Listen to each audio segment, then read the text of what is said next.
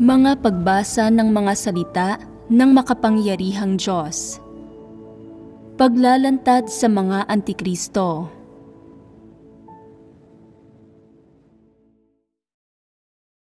Ikawalong item.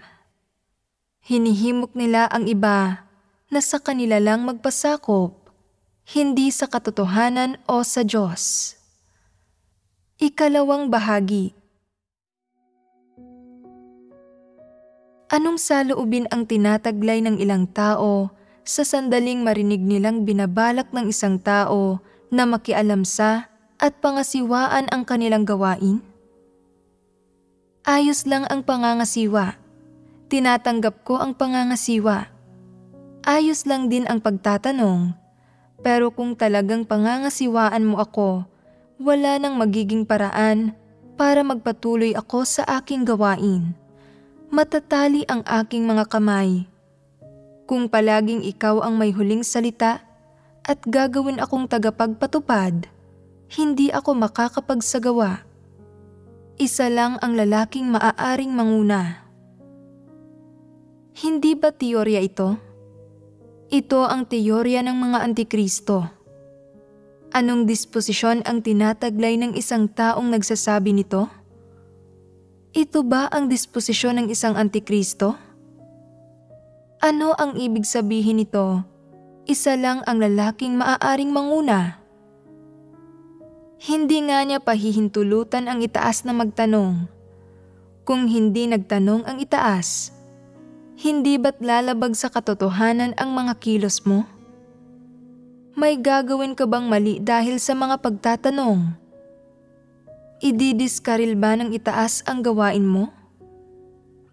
Sabihin mo sa akin, nagbibigay ba ang itaas ng patnubay sa gawain, nagtatanong tungkol dito at nangangasiwa rito para matiyak na matatapos ito ng mas mahusay o mas masahol pa? Mas mahusay. Bueno, bakit hindi tinatanggap ng ilang tao ang mga pinahusay na resultang iyon? Pinamamahalaan sila ng disposisyon ng isang Antikristo. Tama iyon. Ito ang kanilang disposisyong Antikristo. Hindi nila mapigilan ang kanilang sarili. Sa sandaling magtanong ang isang tao tungkol sa gawain na kanilang responsibilidad, naiinis sila rito. Pakiramdam nila na ibibigay sa iba ang kanilang mga interes, gayon din ang kanilang katayuan at kapangyarihan. Kaya nababalisa sila. Pakiramdam nila ay nagulo ang kanilang mga plano at pamamaraan. At gagana ba iyon para sa kanila? Kung itinataguyod ng itaas ang isang tao at inatasan ang taong iyon na makipagtulungan sa kanila, iniisip nila, wala akong planong gamitin ang taong ito, pero iginigiit ng itaas na magaling siya at itinalaga siya sa mas mataas na posisyon. Hindi maganda ang pakiramdam ko tungkol dito. Paano ako gagawa sa pakikipagtulungan sa kanya? Kung gagamitin siya ng itaas, magbibitiw na lang ako. Sinasabi nila ito sa salita, pero sa katunayan ba ay magagawa nilang bitiwan ang kanilang katayuan? Hindi nila magagawa. Ang ginagawa nila ay mapaghamon. Papayag ba sila sa sino mang gumagawa ng gawain na nagbabanta sa kanilang katayuan, na hindi nag-aangat sa kanila, na sumasabotahe sa kanilang kasalukuyang senaryo? Hindi. Hindi sila papayag. Kapag itinatalaga ng itaas sa mas mataas na posisyon ang isang tao o pinapalitan ang isang tao, halimbawa, ano ang iniisip nila? Sampal sa mukha ko iyan. Hindi man lang nga sila dumaan sa akin. Bukod sa lahat, leader pa rin ako. Bakit wala silang sinasabi sa akin ng maaga? Bakit? Para bang wala talaga akong kwenta? Sino ka ba, ha? Trabaho mo ba iyon? Una, hindi mo ito teritoryo. At pangalawa, hindi ka sinusunod ng mga taong ito. Kaya bakit kailangan mong maging masyadong mahalaga sa kanila? Naaayon ba iyon sa katotohanan? Aling katotohanan? May mga prinsipyo sa pagtatalaga ng itaas sa mas mataas na posisyon sa isang tao o sa pagpapalit nila sa isang tao. Bakit itinatalaga ng itaas ang isang tao sa mas mataas na posisyon? Dahil kailangan siya para sa gawain. Bakit pinapalitan ng itaas ang isang tao? Dahil hindi na siya kailangan para sa gawain, hindi niya kayang gawin ang gawain. Kung hindi mo siya papalitan at hindi pa nga hahayaan ang itaas na gawin ito, hindi ba't hindi ka tinatablan ng katwiran? Sinasabi ng ilan, para tanggalin ng itaas ang isang tao, gaano kalaking kahihiyan ang idinudulot nito sa akin? Kung binabalak nilang palitan ang isang tao, dapat nilang sabihin ito sa akin sa pribado at gagawin ko ito. Trabaho ko iyon, bahagi ito ng aking nasasaklawan.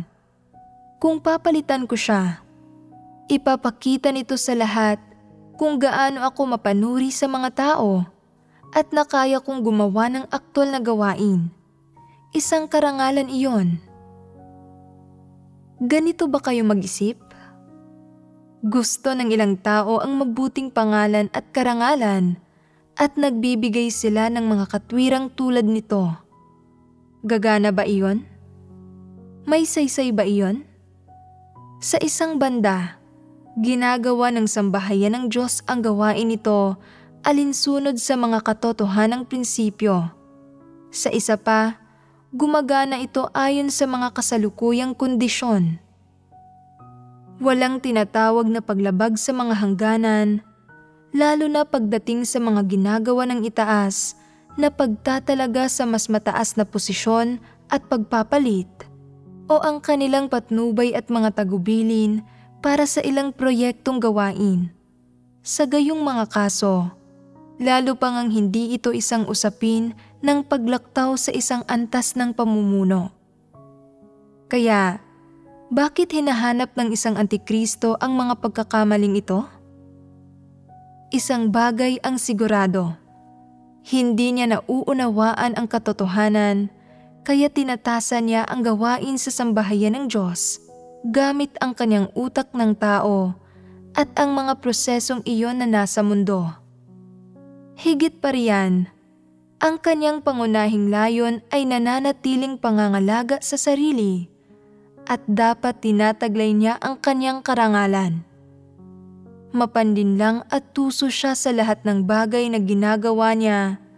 Hindi niya maaaring hayaang makita ng mga taong nasa ilalim niya na mayroon siyang anumang depekto o pagkukulang.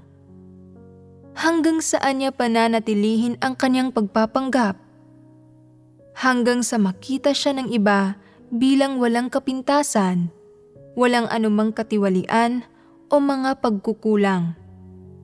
Makikita ng iba na angkop na gamitin siya ng itaas at na dapat siyang piliin ng mga kapatid. Perpekto siyang tao. Hindi ba't iyon ang gusto niyang mangyari? Hindi ba't iyon ang disposisyon ng isang antikristo? Oo, iyon ang disposisyon ng isang antikristo. Ang pagbabahaginan natin ngayon lang ay tungkol sa isa sa mga pangunahing pag-uugali ng mga antikristo. Tinatanggihan nilang tulutan ang iba na makialam, magtanong, o mga siwa sa kanila sa kanilang gawain. Anumang mga pagsasaayos ang ginagawa ng sambahayan ng Diyos para masubaybayan ang kanilang gawain, o higit na malaman ang tungkol dito, o pangasiwaan ito, gagamit sila ng lahat ng uri ng teknik para hadlangan at tanggihan ang mga ito. Bilang halimbawa, kapag itinalaga ng itaas ang ilang tao sa isang proyekto, lumilipas ang ilang panahon nang wala talagang anumang pag-usad. Hindi nila sinasabi sa itaas kung ginagawa nila ito o kung kumusta ito o kung nagkaroon ba ng anumang nakaaabalang mga paghihirap o problema. Hindi sila nagbibigay ng feedback. Ang ilan sa gawain ay apurahan at hindi maaaring maantala. Pero nagmamabagal sila. Pinatatagal ito ng mahabang panahon nang hindi tinatapos ang gawain. Dapat nang magtanong ang itaas. Kapag ginagawa ito ng itaas, nakararamdam ng matinding pagkahiya ang mga taong iyon mula sa mga pagtatanong at nilalabanan nila ang mga ito sa kanilang puso. May 10 araw pa lang mula nang itinalaga sa akin ang trabahong ito. Hindi pa nga ako nasasanay at agad nagtatanong na ang itaas. Masyado lang mataas ang hinihingi nila sa mga tao. Nandyan sila, naghahanap ng mga pagkakamali sa mga pagtatanong.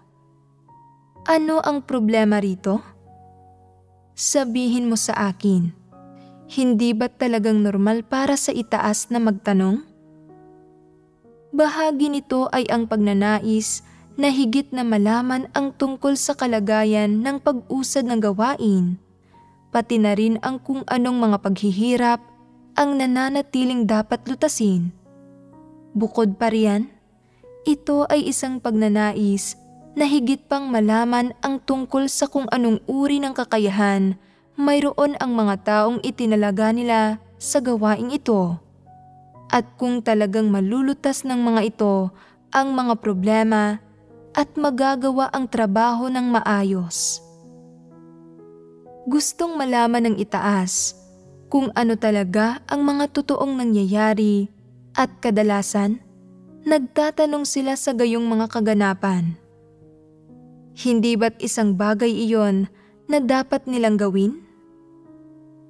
Nag-aalala ang itaas na hindi mo alam kung paano lutasin ang mga problema at hindi mo kayang pangasiwaan ang trabaho. Kaya nagtatanong sila. Medyo palaban at nasusuklam ang ilang tao sa gayong mga pagtatanong. Ayaw nilang hayaang magtanong ang mga tao. At hanggat ginagawa ito ng mga tao, lumalaban sila at may mga pag-aalinlangan, palaging nag-iisip. Bakit palagi silang nagtatanong at naghahanap na mas marami pang malaman? Ito ba ay dahil wala silang tiwala sa akin at minamaliit nila ako? Kung wala silang tiwala sa akin, hindi nila ako dapat gamitin. Hindi nila kailanman nauunawaan ang mga pagtatanong at pangangasiwa ng itaas. Sa halip ay nilalabanan ang mga ito. May katwiran ba ang ganitong mga tao? Bakit hindi nila pinahihintulutan ang itaas na magtanong at mangasiwa sa kanila? Saka bakit sila mapanlaban at mapanuway? Ano ang problema rito? Wala silang pakialam kung epektibo ang pagganap nila sa kanilang tungkulin o kung nakahahad lang ito sa pag-usad ng gawain. Hindi nila hinahanap ang mga katotohanang prinsipyo kapag ginagawa nila ang kanilang tungkulin. Sa halip ay ginagawa nila ang anumang gustuhin nila. Hindi nila iniisip ang mga resulta o kahusayan ng gawain. At talagang hindi nila iniisip ang mga interes ng sambahayan ng Diyos, lalong hindi ang kung ano ang nilalayon at hinihingi ng Diyos. Ang pag-iisip nila ay, may sarili akong mga paraan at nakagawian sa paggawa ng aking tungkulin. Huwag masyadong humingi sa akin o maging masyadong detalyado sa paghingi sa akin ng mga bagay-bagay. Sapat na nagagawa ko ang aking tungkulin. Hindi ako pwedeng masyadong mapagod o magdusa ng sobra. Hindi nila nauunawaan ang mga katanungan at mga pagtatangka ng itaas na malaman ang higit pa tungkol sa kanilang gawain. Ano ang kulang sa kawalan nilang ito ng pangunawa? Hindi ba't nawawala rito ang pagpapasakop? Hindi ba't nawawala rito ang pagpapahalaga sa responsibilidad? Katapatan? Kung tunay silang responsable at tapat sa paggawa ng kanilang tungkulin, tatanggihan ba nila ang mga pagtatanong ng itaas sa kanilang gawain? Mauunawaan nila ito. Kung talagang hindi nila ito nauunawaan, iisa lang ang posibilidad. Nakikita nila ang kanilang tungkulin bilang bukasyon nila at kabuhayan nila. At sinasamantala nila ito, itinuturing ang tungkulin na kanilang ginagawa bilang isang kondisyon at pangnegosasyon para makakuha ng gantimpala sa lahat ng oras. Gagawa lang sila ng kaunting prestihiyosong gawain para makalusot sa itaas nang walang anumang pagtatangka na tanggapin ang atas ng Diyos bilang tungkulin nila at obligasyon nila. Kaya, kapag nagtatanong ang itaas tungkol sa kanilang gawain o pinangangasiwaan ito, nagkakaroon sila ng nasusuklam at mapanlaban na balangkas ng pag-iisip.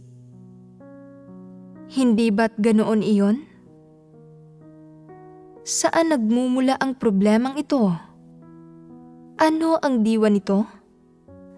Ito ay namali ang kanilang saloobin sa proyektong gawain.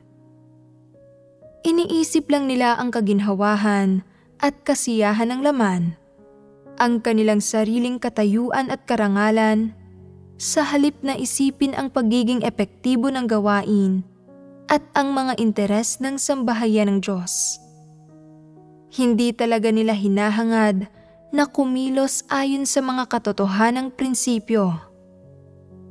Kung mayroon talaga silang kaunting konsensya at katwiran, mauunawaan nila ang mga pagtatanong at pangangasiwa ng itaas. Masasabi nila mula sa puso, mabuti na lang at nagtatanong ang itaas. Kung hindi, palagi akong susunod sa sarili kong kalooban na makahahadlang sa pagiging epektibo ng gawain o masisira pa nga ito.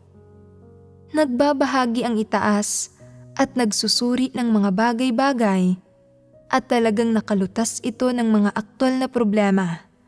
Napakabuting bagay niyon. Ipapakita nito sa kanila na maging isang responsabling tao.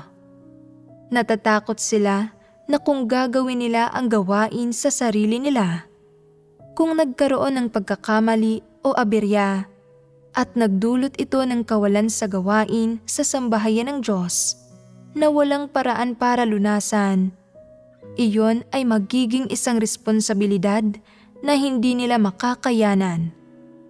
Hindi ba't pagpapahalaga iyon sa responsibilidad? Ito ay pagpapahalaga sa responsibilidad at senyales ito na tinutupad nila ang kanilang katapatan. Ano ang tumatakbo sa isipan ng mga taong hindi hahayaang magtanong ang iba sa kanilang gawain? Ang trabahong ito ay aking gawain dahil ako ang itinalaga rito. Ako ang nagpapasya sa sarili kong gawain. Hindi ko kailangang makisali ang ibang tao. Isinasaalang-alang nila ang mga bagay-bagay sa sarili nila at ginagawa ang gusto nilang gawin ayon sa idinidikta ng kanilang personalidad. Ginagawa nila ang anumang magbibigay sa kanila ng pakinabang at walang sino man ang pinahihintulutang magtanong tungkol sa mga bagay-bagay. Walang sino man ang pinahihintulutang malaman ang tunay na kalagayan ng mga usapin. Kung tatanungin mo sila, kumusta ang gawaing iyon? Sasabihin nila, maghintay ka. Kung tatanungin mo sila pagkatapos, Paano ito umuusad? Sasabihin nila, malapit na. Ano man ang itinatanong mo sa kanila, magsasabi lang sila ng isa o dalawang salita. Maglalabas lang sila ng ilang salita sa isang pagkakataon at hindi nahihigit pa riyan. Hindi sila magbibigay ng isang tumpak at tiyak na pangungusap. Hindi ka ba nasusulasok na makipag-usap sa ganitong mga tao? Halatang ayaw nilang magsabi ng kahit ano pa sa iyo. Kung magtatanong ka pa ng mas marami, mawawalan sila ng pasensya. Tanong ka ng tanong tungkol sa maliit na bagay na iyon, na para bang hindi ko kayang tapusin ang mga bagay-bagay, na para bang hindi ako karapat-dapat para sa gampanin. Ayaw lang talaga nilang hayaan ang mga tao na magtanong. At kung patuloy mo silang kukwestiyonin, sasabihin nila, ano ba ako sa iyo? Isang asno o kabayo para utus-utusan? Kung wala kang tiwala sa akin, huwag mo akong gamitin. Kung gagamitin mo ako, kailangan mong magtiwala sa akin, at ang pagtitiwala sa akin ay nangangahulugang hindi ka dapat palaging nagtatanong. Ito ang uri ng saloobin na mayroon sila.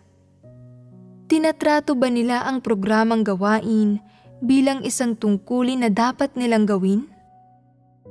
Hindi. Hindi tinatrato ng mga antikristo ang gawain bilang kanilang tungkulin, kundi bilang isang pangnegosasyon para makakuha ng mga pagpapala at isang gantimpala. Kontento na sila sa pagtatrabaho lang, na gusto nilang ipagpalit sa mga pagpapala. Iyon ang dahilan kung bakit gumagawa sila ng may pabasta-bastang saloobin. Ayaw nilang makialam ang iba sa kanilang gawain sa isang bahagi para mapanatili ang kanilang dignidad at karangalan. Naniniwala sila na ang tungkulin na kanilang ginagampanan at ang gawaing ginagawa nila ay personal nilang pagmamay-ari na mga pribadong usapin nila ang mga ito. Iyon ang dahilan kung bakit hindi nila hinahayaan ang iba na makialam. Ang isa pang bahagi nito ay na kung nagawa nila ng maayos ang gawain, maaari nilang angkinin ang kredito para dito at humiling na magantimpalaan. Kung may nakialam, ang kredito ay hindi na mapupunta sa kanila lang. Natatakot sila na maagaw ng iba ang kredito mula sa kanila. Kaya naman, talagang hindi sila papayag sa pagkikialam ng iba sa kanilang gawain. Hindi ba't makasarili at ubod ng sama ang mga taong tulad ng mga antikristo? Anumang tungkulin ang ginagawa nila, para lang silang umaasikaso sa kanilang mga pribadong usapin. Hindi nila hahayaang makialam o makilahok ang iba. Ano pa man ang mangyari kapag may ginagawa silang isang bagay sa sarili nila. Kung gagawin nila ng maayos ang bagay, hahayaan lang nilang mapunta ang kredito sa kanila lang para hindi hayaan ang iba na umangkin ng bahagi ng kredito at mga resulta ng gawain. Hindi ba't magulo ito? Anong disposisyon ito? Disposisyon ito ni Satanas. Kapag kumikilos si Satanas, hindi nito pinahihintulutan ang pakikialam ng sinuman. Nais nitong magkaroon ng huling salita sa lahat ng ginagawa nito at kontrolin ang lahat ng bagay. At walang sino mang maaaring mga siwa o magtanong ng anuman. Kung makialam o pumagitna ang sino man, lalo namang hindi ito mapahihintulutan. Ganito kumilos ang isang antikristo. Kahit ano pa ang ginagawa niya, walang sino mang pwedeng magtanong ng anuman. At kahit paano pa siya kumilos sa likod ng mga eksena, walang pwedeng makialam. Ganito ang pag-uugali ng isang antikristo. Ganito siya kumilos dahil sa isang banda, mayroon siyang lubhang mapagmataas na disposisyon. At isa pa, walang-wala siyang katwiran. Ganap siyang hindi nagpapasakop at hindi niya pinahihintulutan ang sinuman na pangasiwaan siya o inspeksyonin ang kanyang gawain. Tunay ngang mga kilos ito ng isang demonyo na ibang-iba sa mga kilos ng normal na tao. Sino mang gumagawa ng gawain ay nangangailangan ng kooperasyon ng iba. Kailangan niya ng tulong, mga mungkahi, at kooperasyon ng ibang tao. At kahit pa may isang taong nangangasiwa o nagmamasid, hindi ito isang masamang bagay. Kinakailangan ito.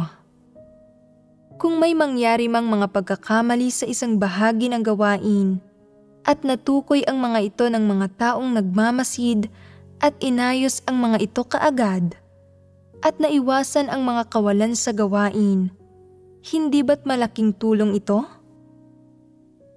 Kaya naman, kapag gumagawa ng mga bagay-bagay ang matatalinong tao, gusto nilang pinangangasiwaan, inoobserbahan, at tinatanong sila ng ibang tao. Kung sakali mang may mangyari ngang pagkakamali at nagawa itong ipaalam ng mga taong ito at maitutuwid kaagad ang pagkakamali, hindi ba ito isang mas kanais-nais na kinahinatnan? Walang sino man sa mundong ito ang hindi nangangailangan ng tulong ng iba. Ang mga taong may autism o depresyon lamang ang mga gustong mapag-isa at hindi makipag-ugnayan o makipagkomunika sa ibang mga tao. Kapag ang mga tao ay may autism o depresyon, hindi na sila normal. Hindi na nila kayang kontrolin ang kanilang sarili. Kung normal ang isip at katwiran ng mga tao, subalit ayaw lang nilang makipag-ugnayan sa iba at ayaw nilang malaman ng ibang mga tao ang tungkol sa anumang ginagawa nila. Gusto nilang gawin ang mga bagay-bagay ng palihim, ng pribado, at gumagawa sa likod ng mga eksena, at hindi nakikinig sa anumang sinasabi ng iba. Ang gayong mga tao ay mga antikristo, hindi ba? Mga antikristo sila. Minsan, nang makita ko ang leader ng isang iglesia, tinanong ko siya kung ano ang nangyayari sa pagganap ng mga kapatid sa kanilang mga tungkulin. Tinanong ko, mayroon bang sino man sa iglesia sa kasalukuyan na nakagugulo sa buhay iglesia? Mahuhulaan mo ba kung ano ang sinabi niya? Maayos ang mga bagay, ayos ang mga ito. Tinanong ko, kumusta ang paggawa ni kapatid na ganito at ganyan ng kanyang tungkulin? Sinabi niya, ayos lang. Pagkatapos ay itinanong ko, ilang taon na siyang nananampalataya sa Diyos? Sinabi niya, ayos lang. Sabi ko, hindi dapat narito ang mesang ito. Kailangan itong ilipat. Sinabi niya, pag-iisipan ko iyan. Sabi ko, hindi ba't kailangan ng kapirasong lupang ito ng pagdidilig? Sinabi niya, pagbabahagi na namin iyan. Sabi ko, ito ang halamang itinanim mo sa kapirasong lupang ito ngayong taon. Itatanim mo ba ang parehong bagay sa susunod na taon? Sinabi niya, may plano ang aming grupo ng mga tagapagpasya. Iyon ang mga uri ng mga sagot na ibinigay niya. Anong pakiramdam ang ibinibigay sa iyo na marinig ang mga ito? May nauunawaan ka bang anuman sa mga ito? Nagkamit ka ba ng anumang impormasyon? Masasabi mo kaagad na pinaaalis ka niya. Itinuturing ka na parang isang hangal, isang tagalabas. Hindi niya alam ng eksakto kung sino ang tagalabas. Tinatawag ito ng mga walang pananampalataya na isang panauhin na umaastang host. Hindi niya kilala ang sarili niyang pagkakakilanlan. Sinabi ko, napakaraming tao ang naninirahan dito at hindi maganda ang sirkulasyon ng hangin. Dapat maglagay kayo ng bentilador o magiging sobrang init dito at pwedeng magkaroon ang mga tao ng heat stroke. Sinabi niya, pag-uusapan namin iyan. Sa lahat ng sinabi ko sa kanya, kinailangan niyang pag-usapan ito, pagbahaginan ito, at pag-isipan din ito. Anumang pagsasaayos na ginawa ko, kahit anong sinabi ko, walang kwenta ito sa kanya. Para sa kanya, hindi mga pagsasaayos o utos ang mga ito at hindi niya ipinatupad ang mga ito. Ano ang tinanggap niya sa aking mga salita kung gayon? Mga mungkahi para sa kanyang pagsasaalang-alang. Binigyan ko ba siya ng mga mungkahi para sa kanyang pagsasaalang-alang? Hindi. Sinabi ko sa kanya kung ano ang dapat niyang gawin, kung ano ang kinailangan niyang gawin. Iyon ba ay na hindi niya naunawaan ang sinabi ko? Kung hindi, ibig sabihin niyon ay isa siyang taong magulo ang isip na hindi alam kung ano ang kanyang pagkakakilanlan o kung anong tungkuling ginagawa niya. Napakaraming tao ang nanirahan doon. Walang panloob na air conditioning o dumara ang hangin. Gaano ba siya katalino gayong hindi siya naglagay ng bentilador? Dapat siyang umuwi kaagad. Basura siya at hindi nangangailangan ng basura ang sambahayan ng Diyos. Hindi alam ng mga tao ang lahat tungkol sa anumang bagay, pero maaari silang matuto. May ilang bagay akong hindi nauunawaan, kaya tinatalakay ko ang mga ito sa iba. Ano sa tingin ninyo ang magandang paraan para gawin ito? Malaya kayong magbigay ng inyong mga mungkahi. Kung iniisip ng ilang tao na magiging pinakamainam ang ilang paraan, sasabihin ko, sige, gawin natin ang sinasabi mo. Hindi ko pa napapag-isipan kung ano ang dapat nating gawin sa anumang kaso. Susundin natin ang sinasabi mo. Hindi ba't iyon ang pag-iisip ng normal na pagkatao? Iyon ang ibig sabihin ng pakikisama sa iba. Sa pakikisama sa iba, hindi dapat gumawa ng pag-iiba ang mga tao sa pagitan ng kung sino ang nakakataas o mababa, o kung sino ang nakakakuha at hindi nakakakuha ng pansin, o kung sino ang may huling salita sa mga bagay. Hindi na kailangang gawin ang mga pag-iibang ito. Kung kaninong daan ang tama at naaayon sa mga katotohanang prinsipyo, iyon ang dapat pakinggan. Kaya ninyo ba itong gawin? Oo. May ilang tao na hindi ito kaya. Hindi kaya ng mga antikristo. Iginigiit nilang magkaroon ng walang anuman kundi ang pinal na salita. Anong uri ng bagay iyon? Hindi uubra sa kanila ang binabanggit ng iba, kahit na ito ay makatwiran. Alam nilang tama at makatwiran ito, pero hindi nila susundin ang anumang iminungkahi ng sino man. Masaya sila hanggat sila ang nagpanukala ng isang bagay. Kahit sa maliit na usaping ito, nakikipaglaban sila para sa superioridad. Anong disposisyon iyon? Ang disposisyon ng isang antikristo. Naglalagay sila ng labis na pagpapahalaga sa katayuan, kabantugan, at pride. Gaano kalaking halaga?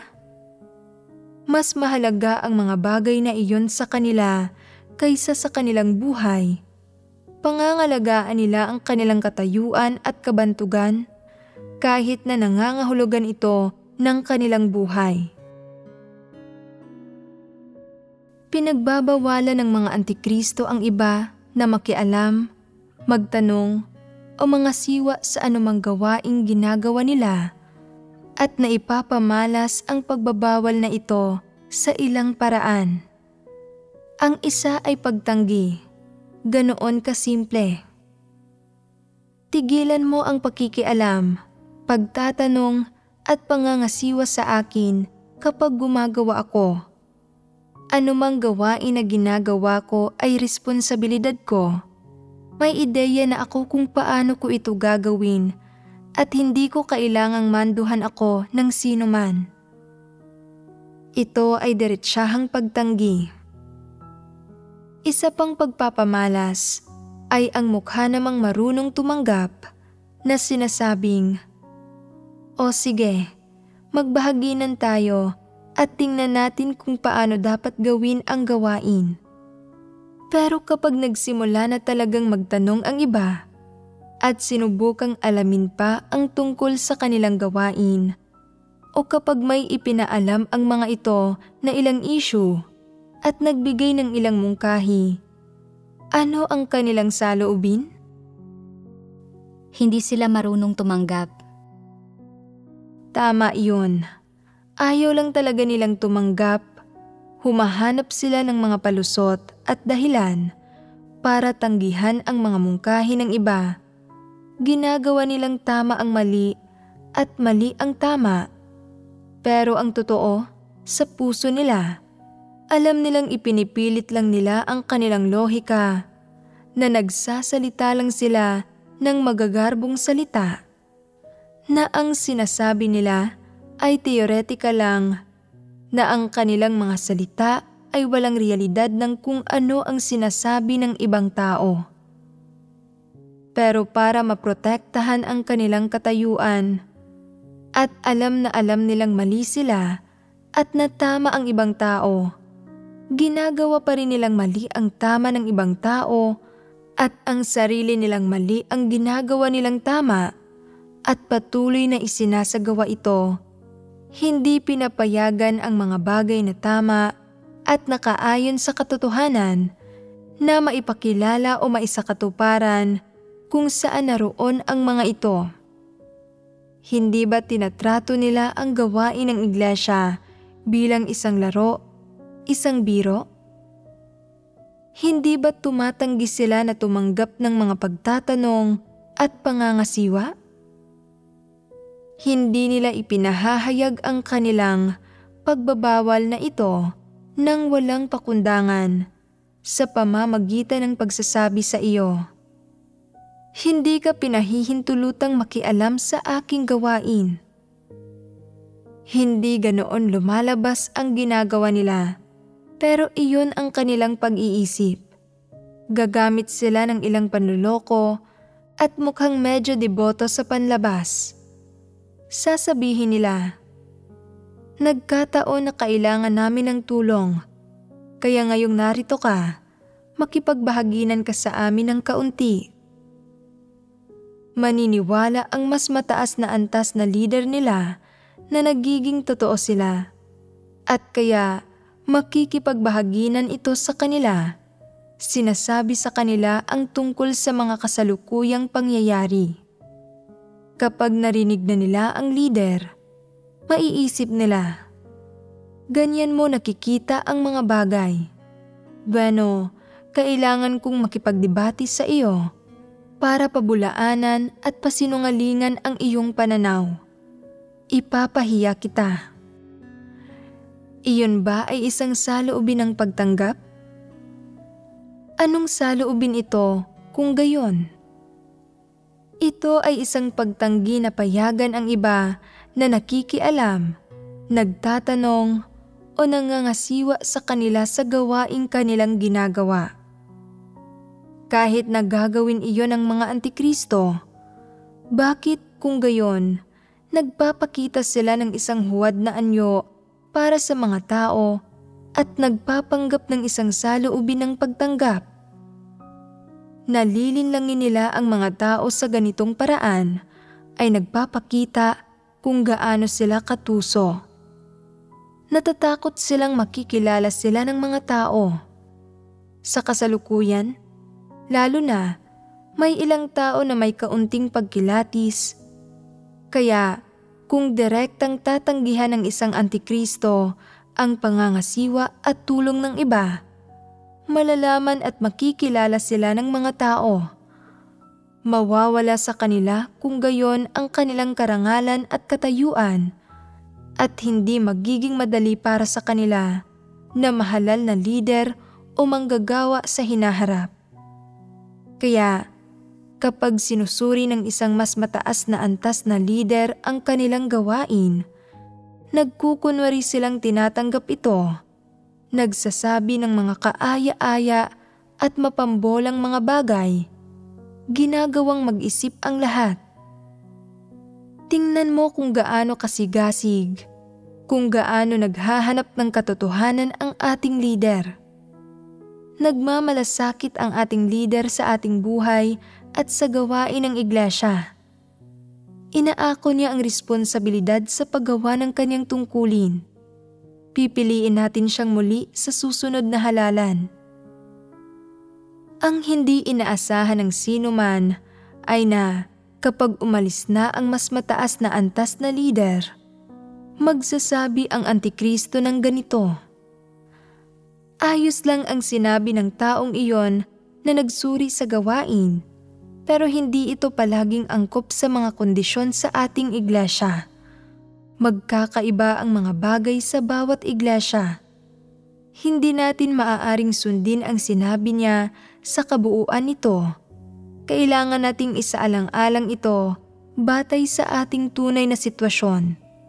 Hindi natin maaaring ilapat ang mga regulasyon ng basta-basta. At umaalis ang lahat na iniisip na tama ito. Hindi ba't nailihis sila? Bahagi ng ginagawa ng isang antikristo ay ang magsalita ng mga kaaya-ayang salita at magkunwaring tinatanggap ang pangangasiwa ng iba. Kaagad pagkatapos, sinisimulan niya ang gawain ng panlilihis at pambe-brainwash sa loob. Magkasabay niyang ipinatutupad ang dalawang bahagi ng diskarting ito. May mga panlilin lang ba siya? Marami talaga.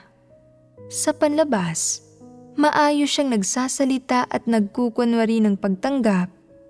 Pinapaniwala ang lahat na pakiramdam niya ay lubos siyang responsable sa gawain, na maaari niyang bitawan ang kanyang posisyon at katayuan, na hindi siya autoritaryan, kundi kayang tumanggap ng pangangasiwa mula sa itaas o mula sa ibang mga tao. At habang ginagawa niya ang mga iyon, nililinaw niya sa mga kapatid ang mga kalamangan at kahinaan ng mga bagay at nililinaw ang iba't ibang sitwasyon. Ano ang layunin niya? Na hindi tanggapin ang pakikialam, pagtatanong o pangangasiwa ng ibang tao at para ipaisip sa mga kapatid na ang kasalukuyang pagkilos niya ay makatwiran, tama, alinsunod sa mga pagsasaayos ng gawain sa sambahayan ng Diyos at naaayon sa mga prinsipyo ng gawain at na bilang isang leader, sumusunod siya sa prinsipyo. Talagang iilan lang sa iglesia ang nakauunawa sa katotohanan. Ang karamihan ay walang alinlangang walang kakayahan sa pagkilatis. Hindi nila nakikita ang antikristo na ito kung sino talaga ito at natural na inililihis nito. May ilang tao, halimbawa, ang hindi nakakatulog sa gabi dahil sa ilang partikular na dahilan. Buong gabi silang hindi nakakatulog. May dalawang uri ng mga tao. Nasa kanila ay naipamamalas ang dalawang magkaibang paraan ng kakulangang iyon sa tulog. Ang unang uri ay nakakahanap ng pagkakataong makatulog ng kaunti sa umaga sa lalong madaling panahon. Hindi nila ipinaalam sa iba na hindi sila nakatulog. Iyon ay isang sitwasyon, isang paraan ng mga bagay-bagay. Walang layunin sa likod nito. Ang ibang uri ng tao ay natutulog sa oras ng pagkain at sinasabi sa lahat, "Hindi ako nakatulog kagabi." May nagtatanong, "Bakit hindi?" At sinasabi niya, "Nagkaroon ng online na pagtitipon at natuklasan ko ang ilang problema sa gawain. Nagpuyat ako buong gabi sa paglutas sa mga ito." Nagpapatuloy siya ng walang tigil, inaanunsyo na hindi siya nakatulog buong gabi. Talaga bang nag-atubili siyang magpuyat? Bakit nagpapaliwanag siya sa grupo? At may isang bagay ba sa loob ng paliwanag na iyon? Ano ang layo niya? Gusto niyang ipaalam sa buong mundo ang kanyang ginawa sa takot na baka hindi malaman ng iba. Gusto niyang malaman ng lahat na nagdusa siya, nagising siya buong gabi, na handa siyang magbayad ng halaga sa kanyang pananampalataya sa Diyos, na hindi siya naghahangad ng kaginhawahan. Sa pamamagitan nito, ibig niyang makuha ang simpatiya at pagsang-ayon ng mga kapatid. Binibili niya ang puso ng mga tao sa pamamagitan ng paggawa ng mabababaw na pagganap na ito, at sa paggawa nito, nakukuha niyang pahalagahan siya ng iba at nagkakamit siya ng katanyagan sa puso ng mga tao. Kapag may katayuan na siya, tiyak na magsasalita na siya ng may awtoridad. At kapag nagsasalita na siya ng may awtoridad, hindi ba niya matatamasa ang espesyal na pagtrato na kaakibat ng katayuan? Sa palagay mo ba ay sinamantala niya ng husto ang pagkakataong ito? Sinasabi ninyo ba sa iba kapag hindi kayo nakatulog o kung nagpuyat kayo? Nagawa na namin. Noong ginawa ninyo, hindi ba ito sinasadya o mayroon bang ilang layunin sa likod nito? Sinabi mo lang ba sa isang tao ng biglaan o gumawa ka ba ng isang ingranding proklamasyon na nagpapakitang gilas? Biglaan ito. Walang layunin sa pagsasabi nito ng biglaan. Hindi iyon nagmumungkahi ng problemang disposisyonal. May ganap na kakaibang kalikasan ang sabihin ito ng sinasadya at sabihin ito ng hindi sinasadya. Kapag kumikilos ang isang antikristo, ano ang motibo sa likod ng kanyang ginagawa? Kung tila tinatanggap niya sa panlabas ang pakikialam at mga pagtatanong ng iba, o kung tinatanggihan niya ang mga ito ng tahasan, alinman ang mangyari? Sumusunggab siya sa katayuan at kapangyarihan at hindi niya ito bibitawan. Hindi ba't iyon ang kanyang motibo? Ito nga. Tama. Talagang hindi niya hahayaan na ang pinaghirapan niyang kapangyarihan, ang pinaghirapan niyang katayuan at katanyagan ay mawawala na lang ng napakakaswal sa isang sandali ng walang pag-iingat. Hindi niya hahayaan ang sino man na pahinain ang kanyang puwersa at impluwensya sa pamamagitan ng pakikialam sa kanyang gawain o pagtatanong tungkol dito. Pinaniniwalaan niya ito. Ang gumawa ng isang tungkulin, ang tumanggap ng isang programang gawain, ay hindi talaga isang tungkulin at hindi niya kailangang gawin ito bilang isang obligasyon. Sa halip, ito ay ang magtaglay ng isang partikular na kapangyarihan, ang magkaroon ng ilang tao sa ilalim ng kanyang pamumuno. Naniniwala siya na sa kapangyarihan, hindi na niya kailangang kumonsulta sa sino man, pero may pagkakataon at kapangyarihan na ngayong mamuno. Ito ang uri ng saloobin na mayroon siya sa tungkulin. May ilang iba pa na kapag nagtatanong sa kanila ang itaas tungkol sa kanilang gawain, nagiging pabasta-basta lang sila. Nagbibigay sila ng isang mababaw na pagganap at nagtatanong tungkol sa ilang walang kabuluhang bagay na para bang isang tao silang naghahanap sa katotohanan. Kung may isang insidente na malinaw na nagdudulot ng paggambala at panggugulo, halimbawa, tatanungin nila ang itaas kung ang taong sanhi nito ay dapat pangasiwaan. Hindi ba't bahagi ng trabaho nila ang isang bagay na tulad niyon? Ano ang hinahangad nila sa pagtatanong sa itaas ng tungkol dito? Ibig nilang bigyan ka ng huwad na anyo nila para ipakita sa iyo na kung magtatanong sila kahit tungkol sa mga bagay na iyon, patunay ito na hindi sila walang ginagawa, na nagtatrabaho sila. Gumagawa lang sila ng isang huwad na anyo para ilihis ka. Ang katunayan ay mayroon silang ilang aktwal na problema sa kanilang puso at hindi nila alam kung paano magbahaginan tungkol sa katotohanan para malutas ang mga ito, ni hindi nila alam kung aling mga prinsipyo ang dapat nilang isagawa. May mga bagay na malabo sa kanila sa pangangasiwa sa mga tao at sa pangangasiwa sa mga usapin. Subalit, hindi sila kailanman nagtatanong o naghahanap tungkol sa mga ito. Dahil hindi sila sigurado sa mga bagay na ito sa kanilang puso, hindi ba't dapat itanong nila sa itaas ang tungkol dito?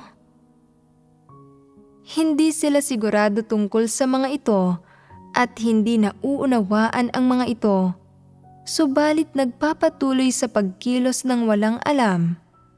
Ano ang mga kahihinatnan niyon? Mahuhulaan ba nila kung ano ang mangyayari?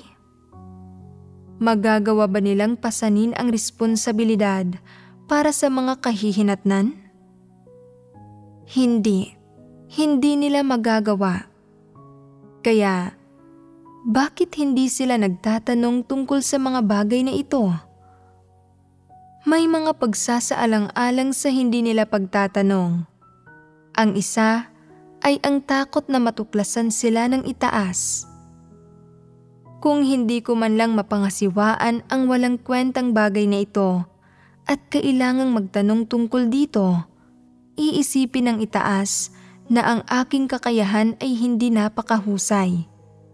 Hindi ba't magbibigay ito sa itaas ng pagkakataong makita ang tunay kong kalagayan? Nariyan din ang pagsasaalang-alang na kung magtatanong nga sila at kung ang desisyon ng itaas ay salungat at naiiba sa sarili nilang pananaw, mahihirapan silang pumili. Kung hindi nila susundin ang sinasabi ng itaas, sasabihin ng itaas na nilalabag nila ang mga prinsipyo ng gawain. Kung susundin nila, magdudulot ito ng kawalan sa sarili nilang mga interes.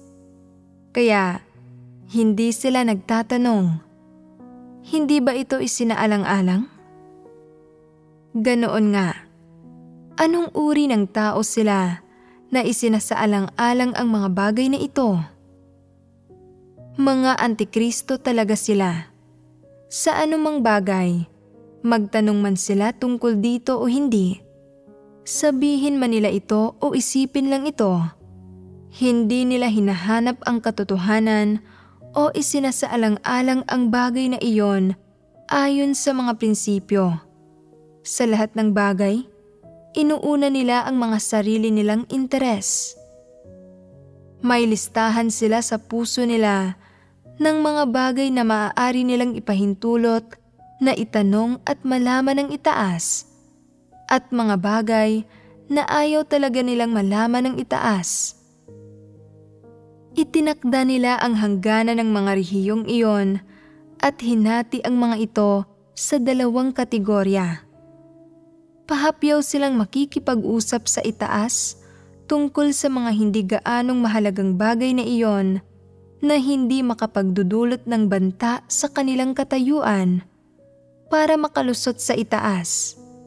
Subalit, sa mga bagay na maaaring maging banta sa kanilang katayuan, hindi sila magsasalita ng kahit ano.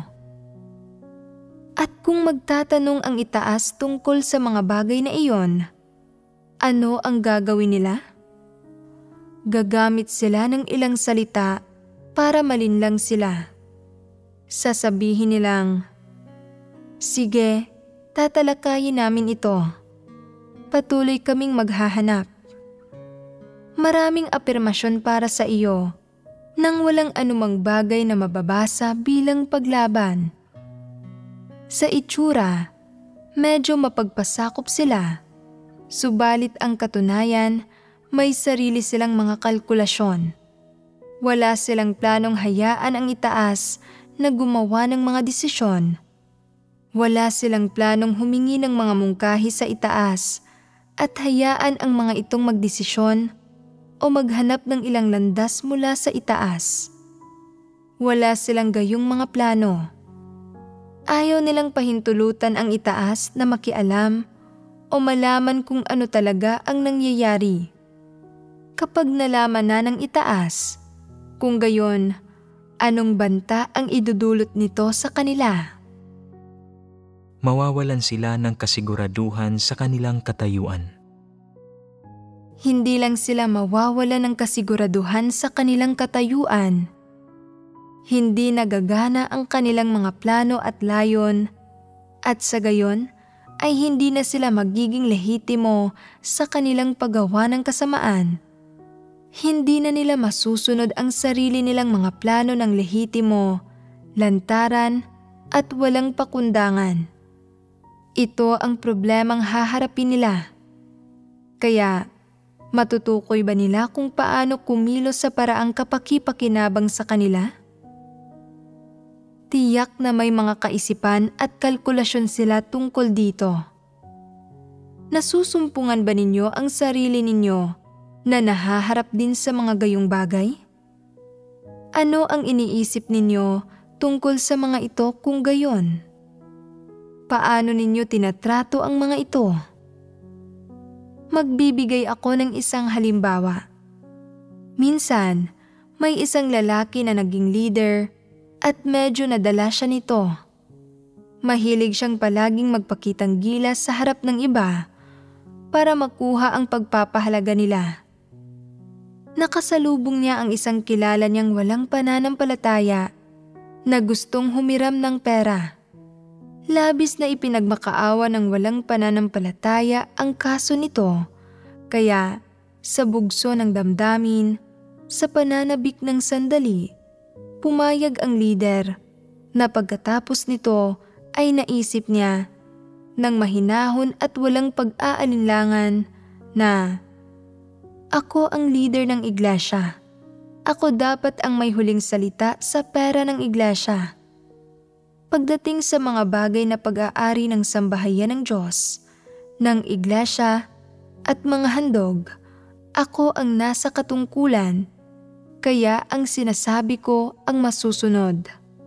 Ang pananalapi ay nasa aking pangangasiwa at ang mga usapin sa tauhan ay nasa akin ding pamamahala.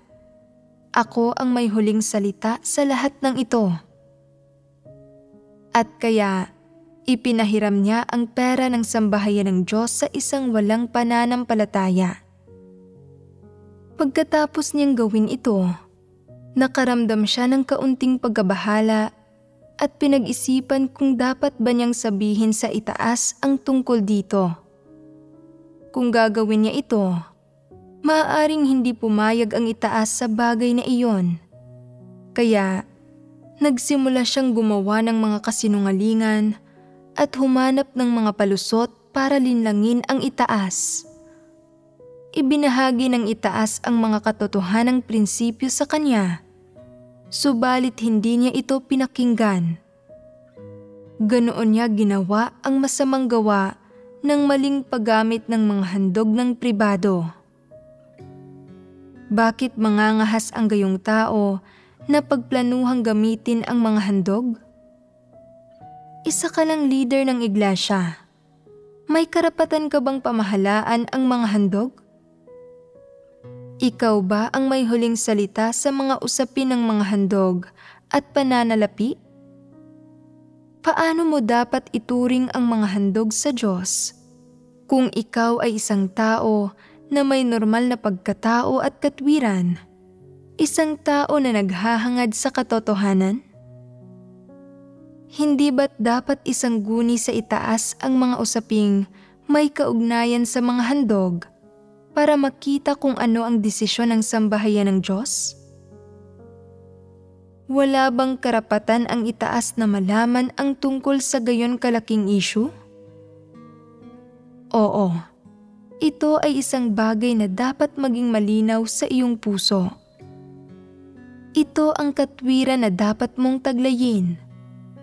Pagdating sa mga usapin sa pananalapi, ang parehong malalaki at maliliit na bagay, may karapatan ang itaas na malaman. Isang bagay kung hindi magtatanong ang itaas.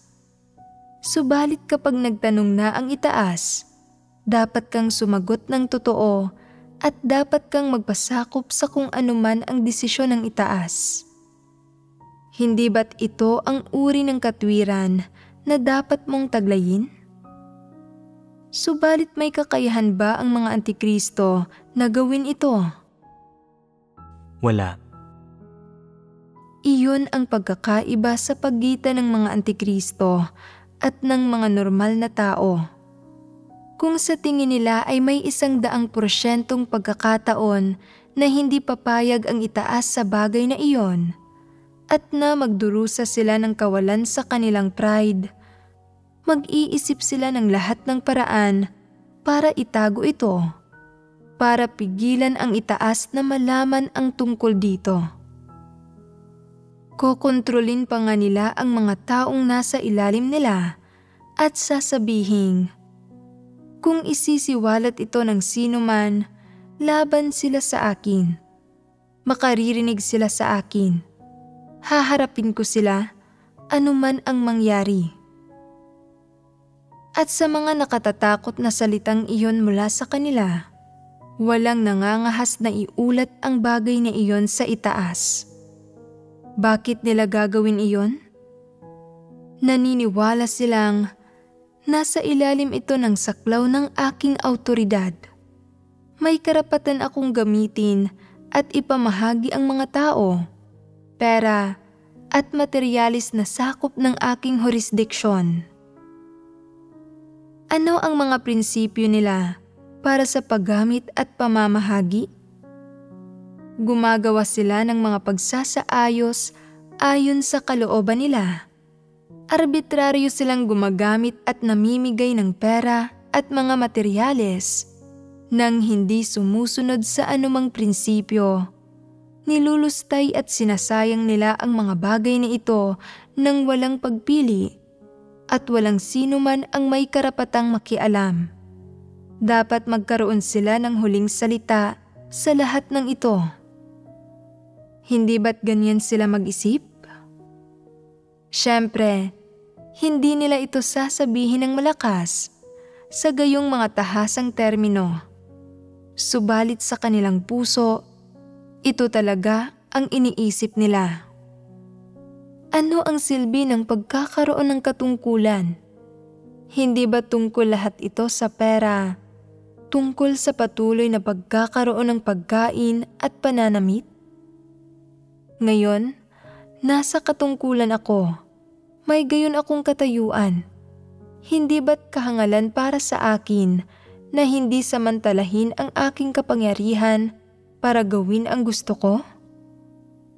Hindi ba't iyon ang pinaniniwalaan nila?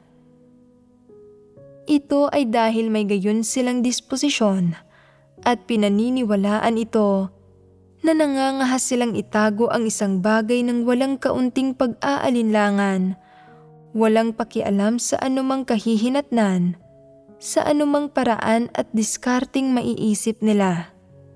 Hindi ba't ganoon iyon? Hindi nila tinatasa kung tama o hindi ang bagay na iyon, o kung ano ang nararapat na gawin, o kung ano ang mga prinsipyo. Hindi nila isinasaalang-alang ang mga bagay na ito. Ang tanging pagsasaalang-alang lang nila ay kung sino ang magtataguyod sa kanilang mga interes. Ang isang antikristo ay isang mapanlinlang, makasarili, ubod ng samang bagay. Gaano siya kaubod ng sama? Makukuha ito sa isang salita. Walang hiya siya. Hindi sa iyo ang mga taong iyon, ni ang mga bagay na iyon, at lalong hindi ang perang iyon. Subalit gusto mo itong angkinin para gamitin ayon sa gusto mo. Wala man lang karapatan ang ibang malaman ang tungkol dito. Kahit na lustayin at aksayahin mo ang mga bagay na iyon, walang karapatan ang iba na magtanong. Gaano kalayo na ang inabot mo? Napunta ka na sa kawalang hiyaan. Hindi ba't wala itong kahihiyan? Iyon ay isang antikristo.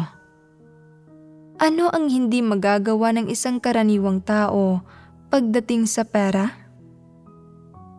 Iniisip niya na ang mga iyon ay mga handog sa Diyos, at ang mga handog ay ibinibigay sa Diyos ng kanyang mga hinirang na tao, kaya pagmamay-ari ang mga ito ng Diyos.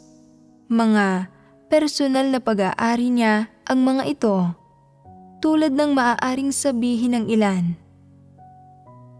Ang pag-aari ng Diyos ay hindi pag-aari ng mga karaniwang tao, ni hindi ito pagmamay-ari ng sino mang tao. Sino ang Panginoon ng sambahayan ng Diyos? Ang Diyos. Oo, ito ay ang Diyos. At ano ang kabilang sa sambahayan ng Diyos?